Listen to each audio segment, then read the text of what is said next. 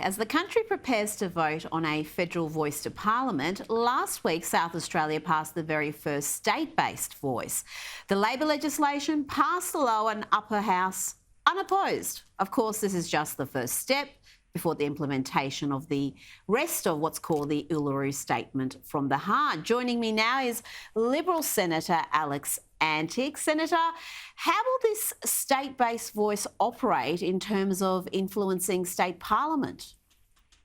Well, Rita, it's going to be a little bit unusual, I suppose, in the sense that it's going to elect two local delegates from the Aboriginal areas or communities, and those delegates are going to go and advise Parliament and indeed the executive. So what it's going to require in real terms is people to self-identify, I suppose, as Aboriginal, and that will be on the electoral roll here in South Australia. So, you know, this is sort of the very uncomfortable beginnings of the sorts of divisive stuff that we're predicting out of the federal voice to Parliament if it gets up. And I don't think that's a good thing at all. I think it's quite a bad thing. And I think, you know, where this leads is more division. And I think ultimately the push will be for a treaty and a sovereign nation. So the states are starting to do it. It does beg the question as to why the Commonwealth government needs to do it as well. I suspect the answer to that is that by bricking it into the Constitution, it's very, very hard to remove, whereas legislation sort of can be removed through the stroke of a pen.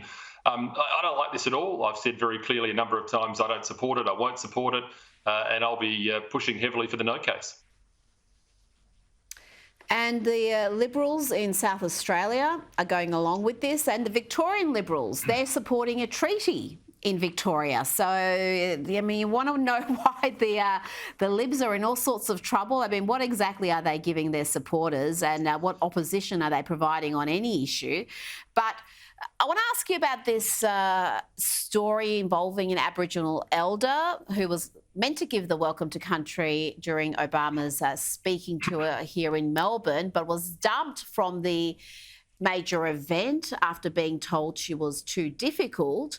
Now, that story in itself is interesting, but the whole notion of welcome to countries, acknowledgement of country announcements, what's your take on just how prevalent they're becoming and what purpose they serve?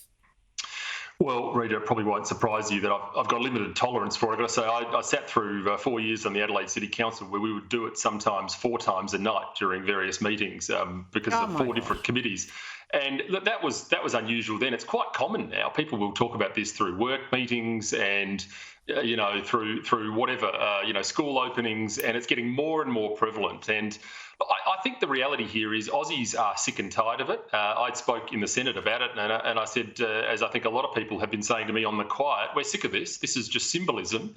It really does nothing more than sort of give, I think, white inner city people the opportunity to feel like they are virtuous in circumstances where I don't think Aboriginal people really give 2 rats, to be honest. So, I think ultimately what we're doing here is just bricking in this concept that somehow if you are not, Aboriginal, or if you are being welcomed to your own country and you've lived here for years on end, I think you've got the right to feel aggrieved. And I think Aussies are, frankly. I think they're sick of it.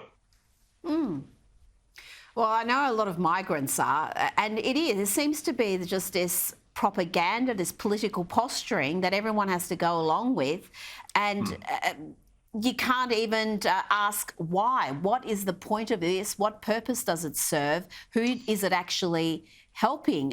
These are questions. Every time a plane lands anywhere in Australia, and whether it's Virgin or Qantas, we're getting these acknowledgements of country, and they're required to read it out. It seems to lack meaning. It seems to lack any sort of genuine sentiment. It's just something that's recited because it has to be, and that I question as well.